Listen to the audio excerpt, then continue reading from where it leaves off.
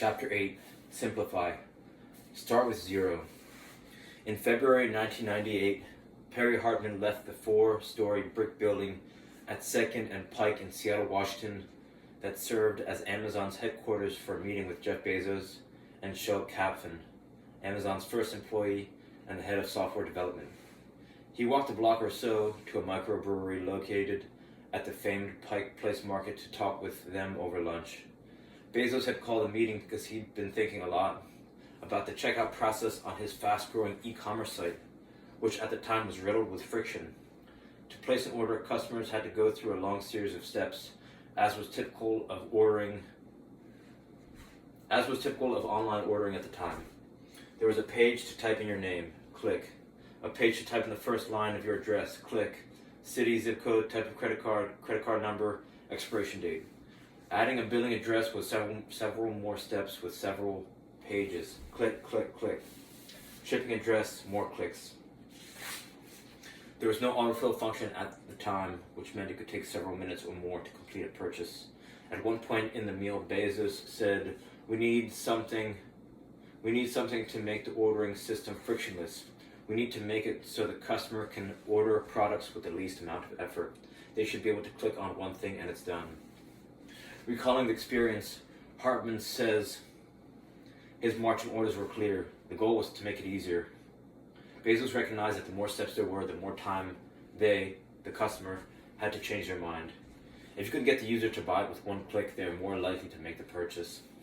At the time, the whole idea of buying online was still new and quite overwhelming for a lot of people. Navigating the long click-through process was not at all intuitive and was far more cumbersome than the process people were used to. That is, walking up to a counter and handing a store employee a credit card. To type in all of the billing, payment, and shipping info every time was a barrier, a hassle. Reducing all of the complexity to a single click was a huge breakthrough. In hindsight, the one-click solution seemed obvious, yet Hartman, an intelligent and passionate programmer, had at this point spent 2 to 3 months working on streamlining and simplifying each individual step of the checkout process and hadn't for a moment contemplated one-click ordering. Nobody was doing it, he explained. Jeff said, let's do it, so we did it. Amazon filed a patent for the one-click process that lasted the better part of 20 years, giving them a huge advantage over online competitors. It's simple to isolate the precise value of the single innovation, but it has clearly been enormous. The simplest steps are the ones you don't take. It's striking to me that Hartman spent months trying to make each step in the online ordering process simpler, but never thought to try removing steps to make the process itself simpler. There's a huge difference between the two.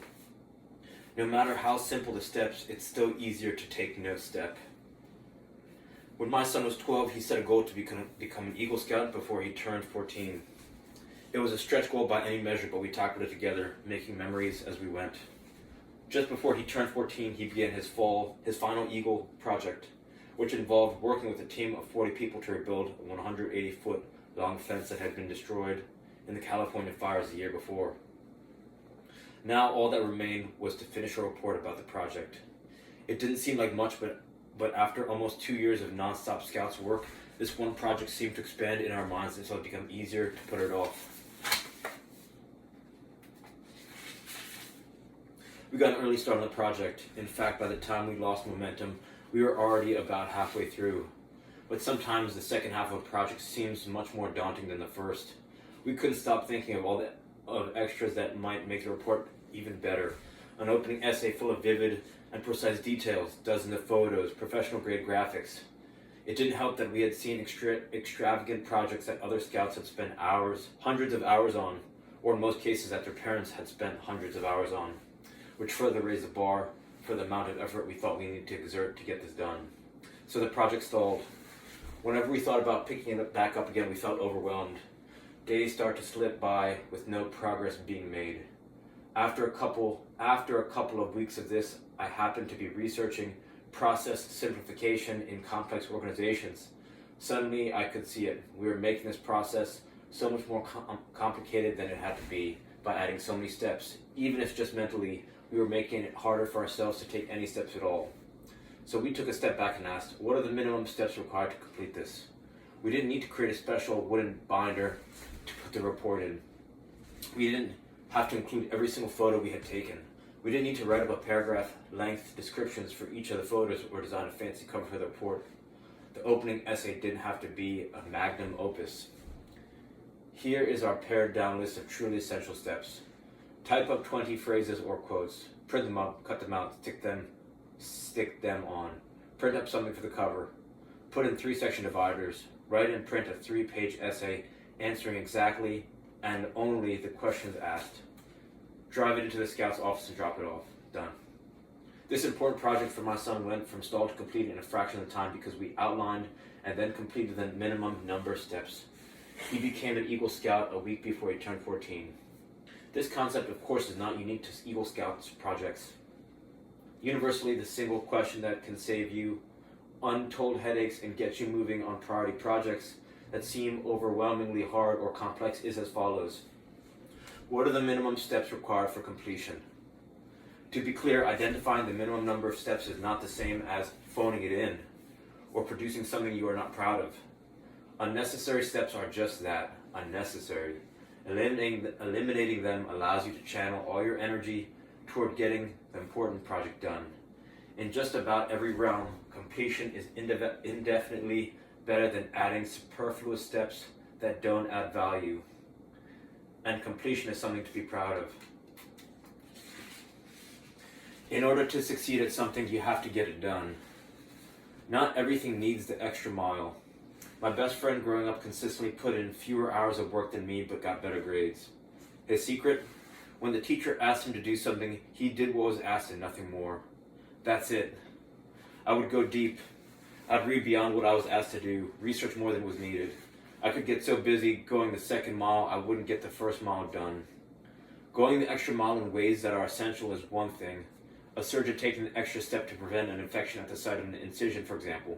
But adding unnecessary, superficial embellishments is quite another. Here's a rule I have found helpful. Being asked to do X isn't a good enough reason to do Y. For example, being asked to do a presentation isn't a good enough reason to create slides with videos and fancy graphics and pages upon pages of data. How often have you been forced to sit through a presentation with too many slides, or too many words on each slide, or too much of everything, period? Is that really the kind of experience you want to create for someone else? A tiny but pivotal moment in IBM's legendary turnaround reveals a much better approach. Lou Gerstner was new to the post as CEO and had invited Nick Donofrio, one of his executive leaders, to speak at a state of the company meeting. Gerstner recalls, at the time, the standard format of any important IBM meeting was a presentation using overhead projectors and graphics on transparencies that IBMers called, and no one remembers why, foils. Nick was on his second foil when I stepped to the table and, as politely as I could in front of his team, switched off the projector. After a long moment of awkward silence, I simply said, "Let's just talk about your business." That's what the goal for most presentations is supposed to be, to just talk about your business. So the next time you have to write a report, give a presentation, or make a sales pitch, resist the temptation to add unnecessary extras.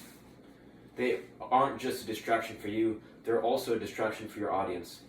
That's why when I do presentations, I use 6 slides with fewer than 10 words total. There is rarely a need to go the second mile beyond what's essential. It's better to go just the first mile than to not go anywhere at all. Start with 0. When a team of Apple's best product designers met with Steve Jobs to present their design for what eventually became the iDVD, a now defunct application that allowed users to burn music, movies, and digital photo files stored on their computer onto a physical DVD, they expected their boss to be wowed. It was beautiful, clean design, and while it had a number of features and functions, they were proud of how they'd streamlined the original version of the product, which had required a 1,000-page user manual. But as the team soon learned, Jobs had something else in mind. He walked to the whiteboard and drew a rectangle. He said, "Here's the new application. It's got one window. You drag your video into the window. Then you click the button that says burn. That's it. That's what we're going to make. Mike Evangelist, one of the project designers in the meeting, was blown away. He said, "I still have the slides I prepared for that meeting, and they're ridiculous in their complexity. Only in retrospect could he see clearly that all this other stuff was completely in the way."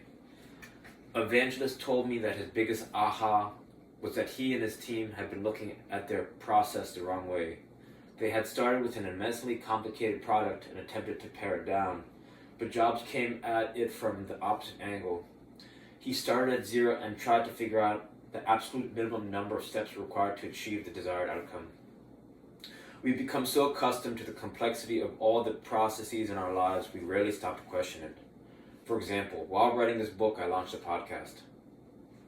Originally, in the instructions I was supposed to send to each guest who joined me on the podcast consisted of 15 steps. Log into Zencastr. Use the following credentials. 2. Username XYZ. 3. Password ABC. 4. Click the link in the Zencastr email you received shortly before the interview time. 5. To ensure best quality audio when prompted by Chrome, allow notifications from Zencastr. 6. Bookmark Zencastr. Click the star icon on the right side of the URL bar in Chrome as a failsafe to step 3. 7. Confirm that the mic health check says passed. 8. If it doesn't, click the tab at the bottom center of the soundbar rectangle with your name to see what the issue is. Click the link and troubleshoot. 9. Confirm you can hear me and we can speak to each other via Zencastr. 10.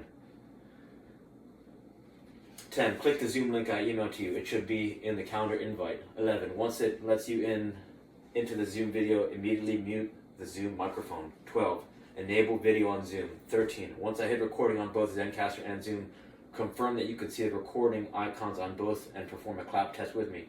14. Then we will get started. 15. Once completed, please log out of Zencastr before you close the window. This was overwhelming for me even to read, never mind for guests to actually follow and do. So I started from zero. I asked myself, what is the minimum number of steps someone could take to chat with me via Zencastr? Once I had my answer, I reduced the process to this. Click the link in Zencastr email you will receive shortly before the interview. 2. I'll start and end the recording, so all you need to do is chat. That was it. Just 2 easy steps. If there are processes in your life that seem to involve an inordinate number of steps, try starting from zero. Then see if you can find your way back to those same results, only taking fewer steps. Maximize the steps not taken. In February 2001, 17 independent-minded people met at the lodge at Snowbird, a ski resort in Utah up in the Wasatch Mountains, to relax, talk, eat, ski, and discuss software. What came out of their conversations that weekend was a now widely read document called the Manifesto for Agile Software Development. In it, they codified a set of principles for developing better software by removing obstacles and friction to create an effortless user experience. One of the 12 principles of the Agile Manifesto states, simplicity, the art of maximizing the amount of work not done, is essential. By this they mean that the goal is to create value for the customer, and if this can be done with less code and fewer features, that is exactly what ought to be done. While this principle refers to the process of software development, we can adapt it to any everyday process by saying, simplicity, the art of maximizing the steps not taken, is essential. In other words, regardless of what our ultimate goal is, we should focus on only those steps that add value. Every non-essential step comes with an opportunity cost. So for each non-essential step removed, we gain more time, energy, and cognitive resources to put toward what's essential. You might be surprised at how many seemingly complex goals can be attained and how many seemingly complex tasks can be completed in just a few steps. As sports writer Andy Benoit observes, most geniuses prosper not by deconstructing into intricate complexities, but by exploiting unrecognized simplicities.